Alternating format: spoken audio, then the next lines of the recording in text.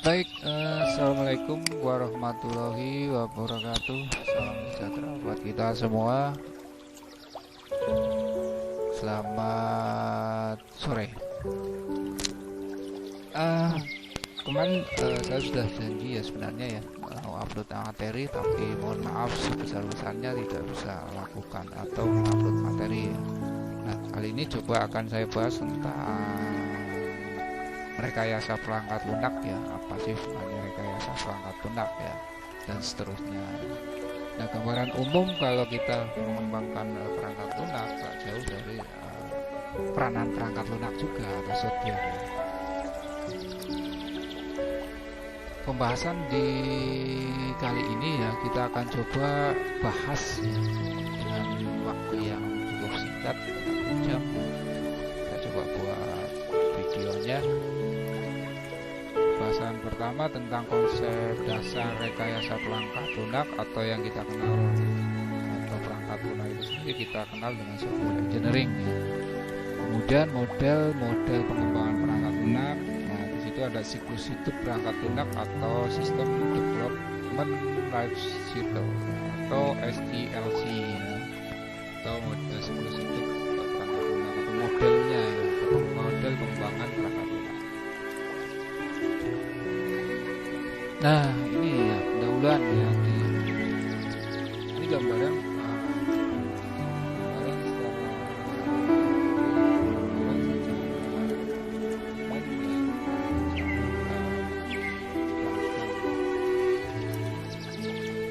ketika kita ingin membangun rumah, apa yang kita lakukan? Jika Anda mulai membangun dengan cepat, jika kita ingin membangun dengan cepat, tapi di sini hanya dibantu oleh anak kita, anak kecil yang berumur 18 tahun, 14 tahun, apa yang didapatkan? Dan jika Anda pergi ke sembarang pengembang, apa yang akan Anda dapatkan? Nah, jika Anda memperkerjakan seorang arsitektur untuk mendesain dari awal, apa yang Anda dapatkan? Nah, ini ya, ada 3 pertanyaan ya. Jika kita mengembangkan sebuah rumah atau membangun dengan lebih cepat, tapi di sini yang dibantu oleh anak usia 14 tahun, apa yang didapatkan?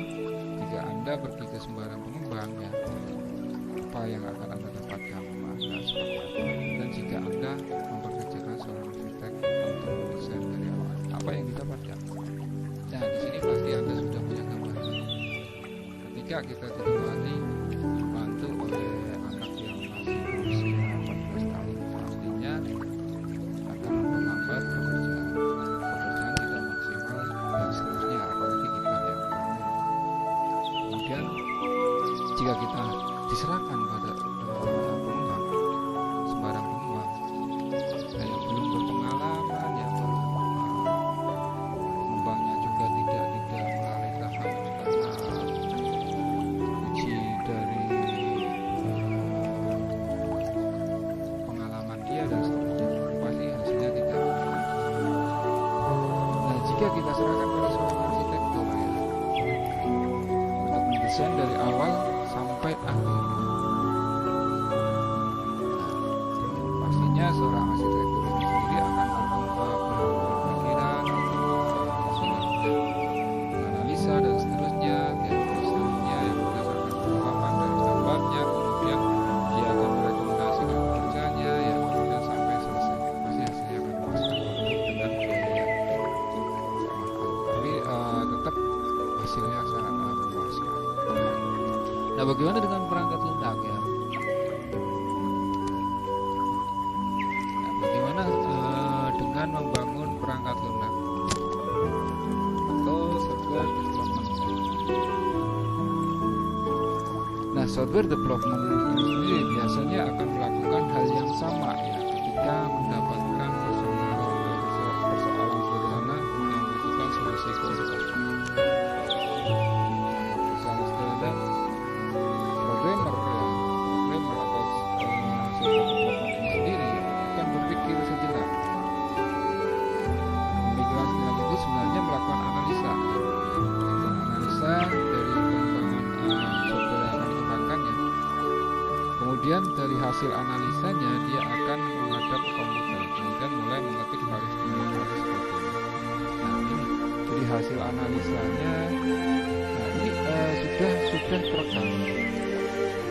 terekam di dalam pikirannya dia sendiri, di kepala dia. Begitu juga jika Anda ditempatkan ingin mengembangkan satu perangkat lunak, diserahkan sebuah dokumen. Nah, kalau yang biasa membuat program, dia akan menganalisa ini harusnya seperti apa. Awalnya harus seperti apa, dan akhirnya harus seperti apa. Nah, itu sudah ada di kepala.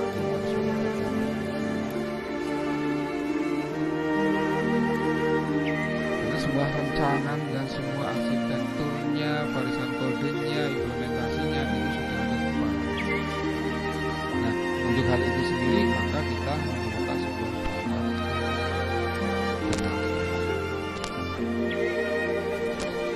Nah, kemudian secara ilmiah ya, secara pengertiannya yang dikeluarkan oleh IEEE atau Standard Glossary of Software Engineering,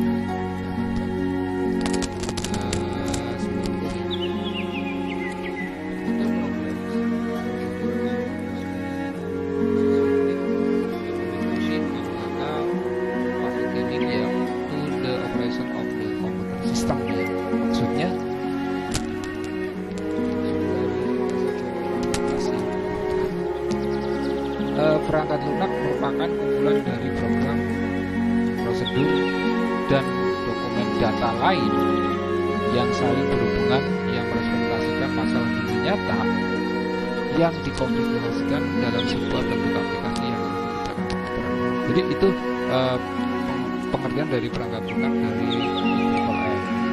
Jadi kumpulan dari program ya, kemudian program itu prosedur ya, dan dokumen lainnya yang saling berhubungan. Tabel yang dari satu tabel lain ke tabel lain ya. Kemudian mempresentasikan masalah dunia nyata yang dikonfigurasikan dalam sebuah bentuk aplikasi, dikemas dalam sebuah aplikasi ya, kemudian harus dikerjakan dengan komputer. Jadi pengembangan perangkat lunak itu sendiri dasarnya dari program ya,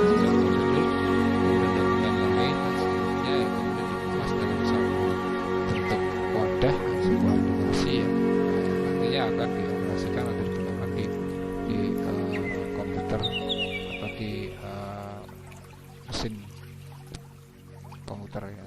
Nah ini maksud dari PL atau perangkat lunak. Ingat ya, PL di sini bukan pemandu lagu ya, tapi perangkat lunak ya. Nah, jenis-jenis software market ya. Kalau kita bicara dengan software ya, berarti kita ada beberapa jenis-jenis software ya. Yang pertama software market ya, jenis software market.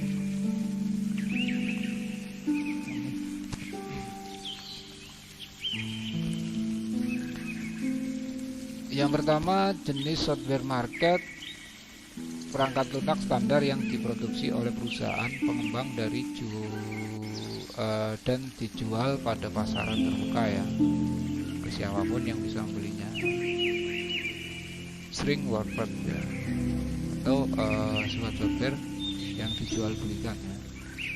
Contohnya banyak di sini ya, software yang pengembang dijual pada pasar terbuka ya, Office dan sebagainya sebenarnya sudah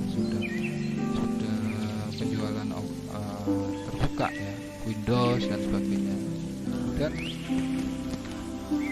perangkat lunak yang dikembangkan khusus yang disesuaikan dengan kebutuhan pelanggan ya, ini dasarnya dari pemesanannya, kebutuhan pelanggan. Pesanan dari seseorang ya, kemudian diimplementasikan, dibuatkan sebuah aplikasi atau perangkat lunak. Kemudian jenis software ya, platform. Nah ini jenis-jenis software ya, atau platformnya ya. Platform pertama tentang software system, kemudian software real time ya, kemudian software bisnis, software teknik dan ilmu pengetahuan, kemudian software tertanam embedded software ya, kemudian ada software komputer personal atau kemudian software kecerdasan buatan dan software mobile. Nah ini jenis-jenis software platformnya ya. Software sistem itu contohnya ya Windows ya, Linux dan seterusnya. Kemudian real time ya, software real time mungkin Anda bisa dapatkan di Pulsa Efek dan seterusnya ya, datanya berubah terus ya. Kemudian bisnis, ada teknik dan ilmu pengetahuan, ada embed software. Nah ini embed software atau software yang ditanam. Contohnya mungkin banyak dapat pada pintu masuk hotel misalnya yang bisa terbuka sendiri. Nah itu memanfaatkan sebuah software ya. Kemudian juga ada deteksi ketika masuk ke minimarket, supermarket ya, terpasang itu ya, nah, itu tertanam juga. Kemudian ada yang lainnya. Kemudian komputer personal, nah ini sering Anda gunakan ya, karena Anda menggunakan memang laptop maupun komputer. Kemudian kecerdasan buatan, robot ya, dan mobile ini sendiri yang saat ini banyak digunakan untuk jenis-jenis software. Berikutnya lisensi ya, ada jenis software lisensi.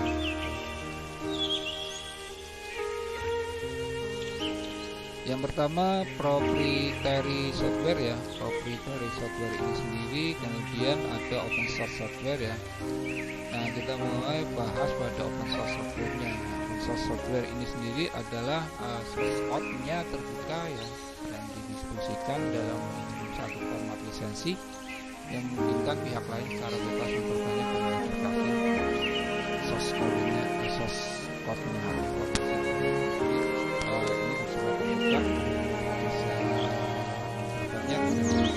Tapi source ini sendiri tidak boleh menghilangkan hak ciptanya.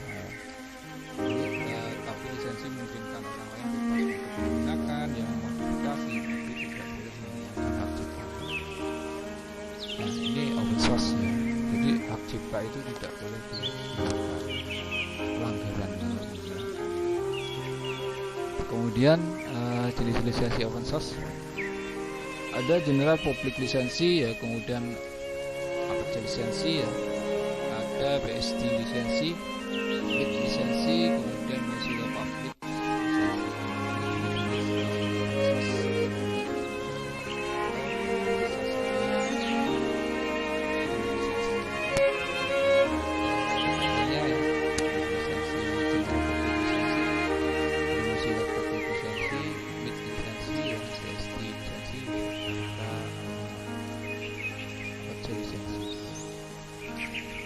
Nah pada berikutnya ya, proprietary software.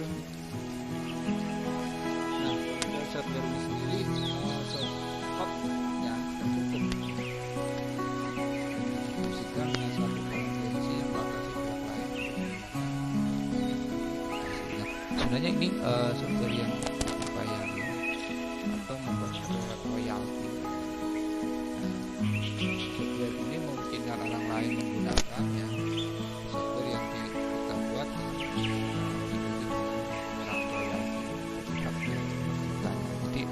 Membayar royalti. Ketika Anda mengembangkan bisa lari ke proprietary software, kemudian untuk menggunakan harus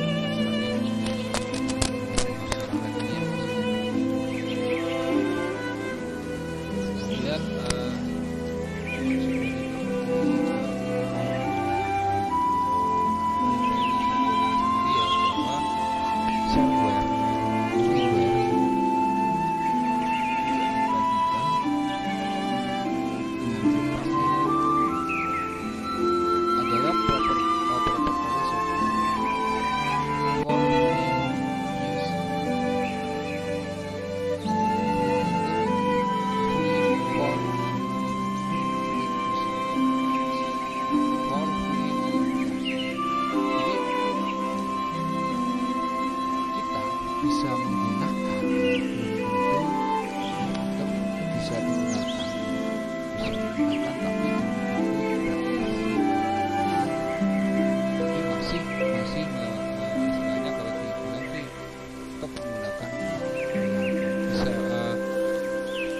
memodifikasi, tetap harus terikat dengan ketentuan yang berlaku. Nah, ini server dan freeware. Kemudian perangkat lunak berdasarkan fungsinya. Nah, perangkat lunak berdasarkan fungsinya ini interfacing-nya. Perangkat lunak ini bukan satu perangkat keras tertentu seperti hardware drive ya. Interface dengan perangkat keras lain. Contohnya di sini ada drive kamera ya, untuk kamera, handphone atau perangkat keras lainnya ya. Kemudian ada program interface seperti sensor suhu dan seterusnya. Sebenarnya banyak lagi ya contoh-contoh antara interface perangkat keras dengan perangkat lunak ya.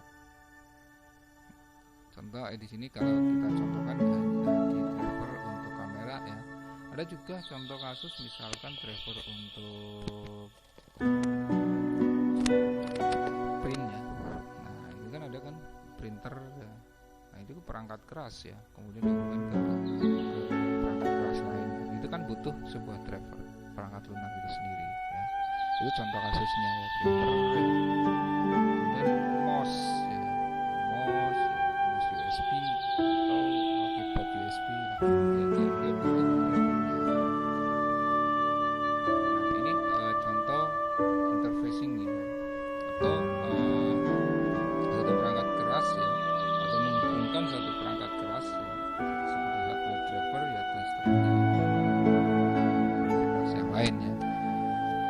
Kemudian berikutnya pada fungsi lainnya atau perangkat lunak berdasarkan fungsi operating systemnya.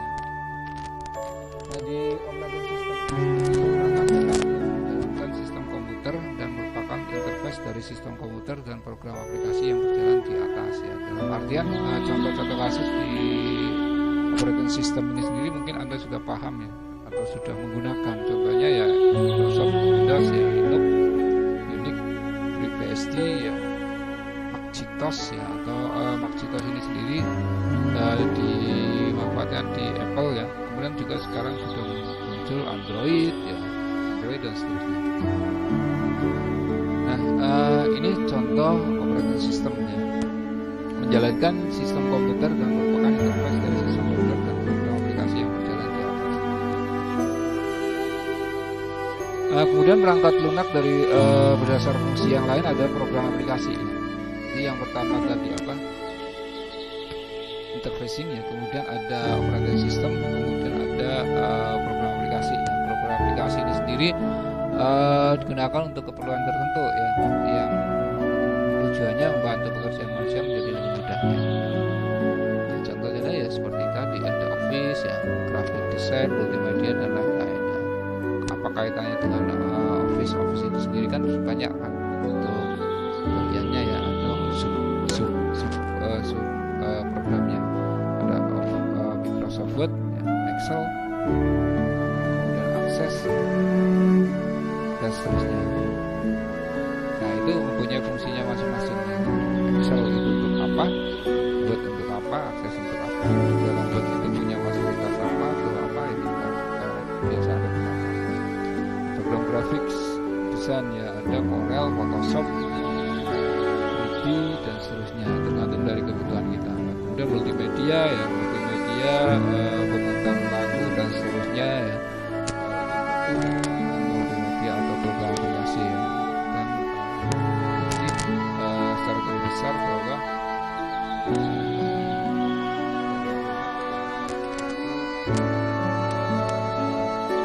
ada tiga yang pertama program aplikasi, kemudian sistem operasi dan interfacing.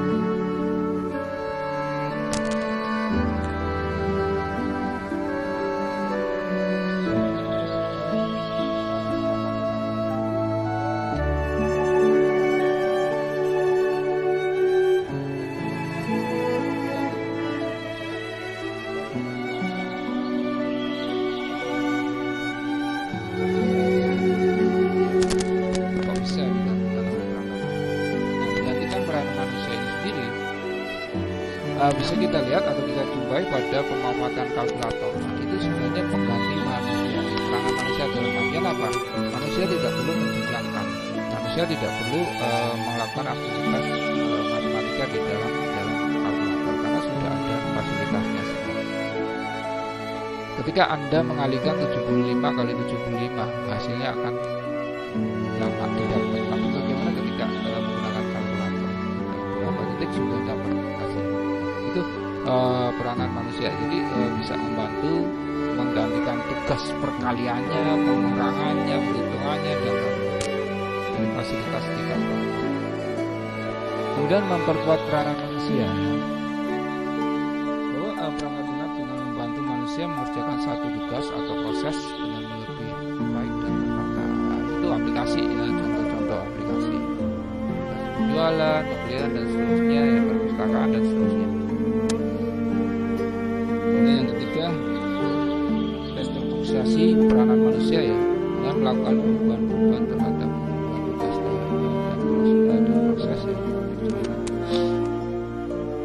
Bisa dilihat di samping kanan dari tulisannya.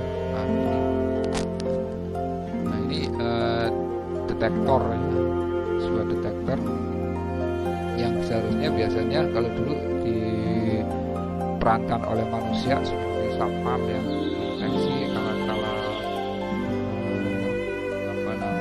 logam ya, benda-benda logam dan seterusnya.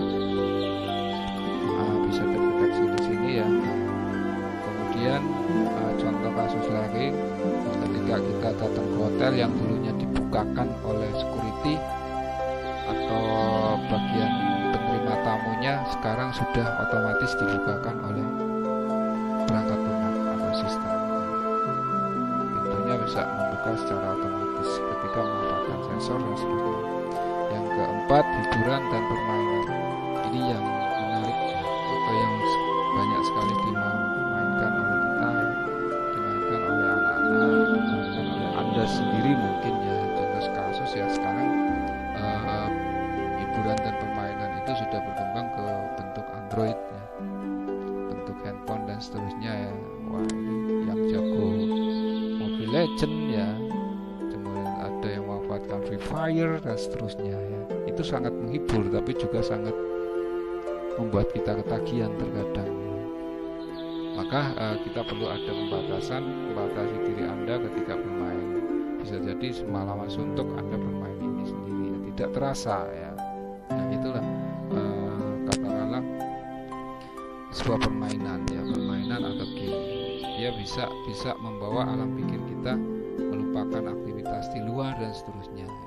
Aktivitas yang harus kita kerjakan akan tertunda dengan rasa penasaran kita dan seterusnya.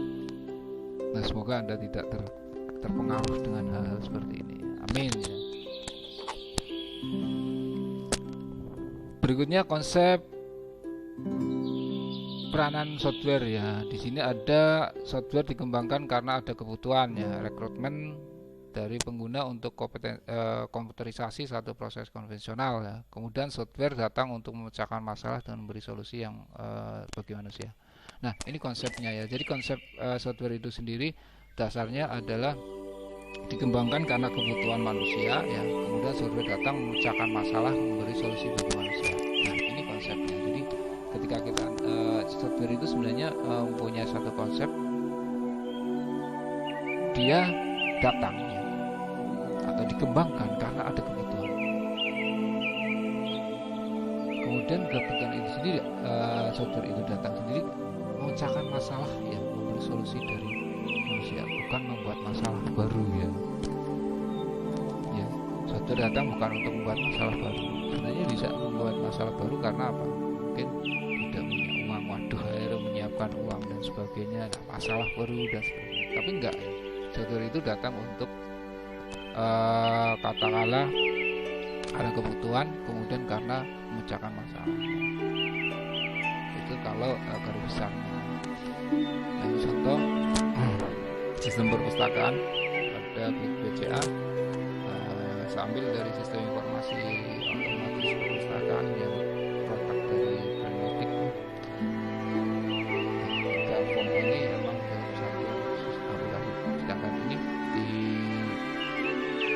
aplikasi A ada fasilitas menu pembelian, pembayaran dan seterusnya. Jadi ini akan memberi solusi ketika kita bisa transaksi via online-nya atau via, sekarang sudah banyak sekali pemanfaatan software untuk transaksi via online dan seterusnya. Nah itu saya kira bisa membuat satu solusi buat orang-orang yang malas untuk keluar ya, yang saat ini pada saat COVID ini sendiri ya, kita bisa melakukan transaksi via online. Dan aplikasi yang lain pemantik gamelan dan seterusnya, dan ada hasil laporan perpustakaan dan seterusnya ya. Jadi grafiknya muncul dan hasilnya muncul. Nah ini sedikit tentang rekayasa perangkat lunak ya, fungsi, kemudian juga macamnya ya, kemudian lisensinya dan seterusnya ya, jenis-jenisnya. Nah, saya kira untuk pengenalan perangkat lunak ini sendiri kalau kita ulas lebih dalam sebenarnya cukup banyak ya, cukup panjang. Tapi setidaknya ini sebagai pengetahuan dasar Anda untuk mengekspor diri Anda supaya bisa memahami tentang RPL lebih dalamnya. Jadi intinya kalau Anda sering membaca di internet dan sebagainya, saya kira pengetahuan Anda akan lebih berkembang, akan lebih maju, dalam artian maju perkembangan perangkat lunak ini sampai mana. Intinya apa yang saya sampaikan kali ini sebagai dasar awal membuka mata kuliah kayak rekayasa perangkat lunak. Kemudian sekali lagi bahwa saya sengaja buat videonya ini sendiri supaya Anda lebih fleksibel untuk melihatnya dan mengikutinya, bisa kapan saja. Dan untuk WA group kita manfaatkan untuk aktivitas diskusi ya, jawab, berdiskusi ya, kemudian berkonsultasi dan seterusnya ya. Jadi dimanfaatkan untuk komunikasi. Nah untuk lebih lanjut, untuk materi selanjutnya nanti kita bahas minggu depan ya, mungkin nanti konsepnya tetap sama, saya buat video atau mungkin bisa atau saya gunakan Zoom. Tapi untuk kali ini kita manfaatkan video. Nah saya kira itu saja. Kalau ada pertanyaan sekali lagi silakan layangkan di WA group, kita bahas bersama. Dan pesan saya satu, tetap jaga kesehatan, ikuti protokol kesehatan ya, selalu berdoa dan selalu jaga diri. Semoga kita selalu dijauhkan dari hal-hal yang tidak kita inginkan, termasuk adalah pada saat ini yang munculnya COVID-19 ya. Semoga kita dijauhkan semua itu, bangsa kita sudah bisa terlepas dari COVID ini. Saya kira itu. Saya akhiri. Assalamualaikum warahmatullahi wabarakatuh.